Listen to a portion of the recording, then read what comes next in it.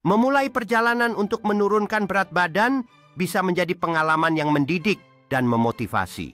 Setelah beberapa minggu mengikuti program diet dan latihan manfaatnya, mulai terlihat dengan angka di timbangan yang semakin menurun.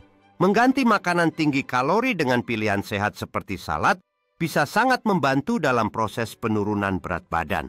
Mengatur pola makan dengan memasukkan protein sehat serta sayuran dan memperhatikan kesehatan mental adalah kunci untuk mencapai tujuan.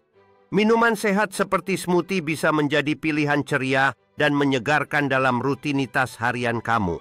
Aktivitas fisik seperti berlari di pagi hari tidak hanya membakar kalori, tetapi juga memberikan energi untuk menjalani hari. Mempersiapkan makanan sehat dan meningkatkan pengetahuan tentang nutrisi dapat mendukung kamu dalam perjalanan menurunkan berat badan.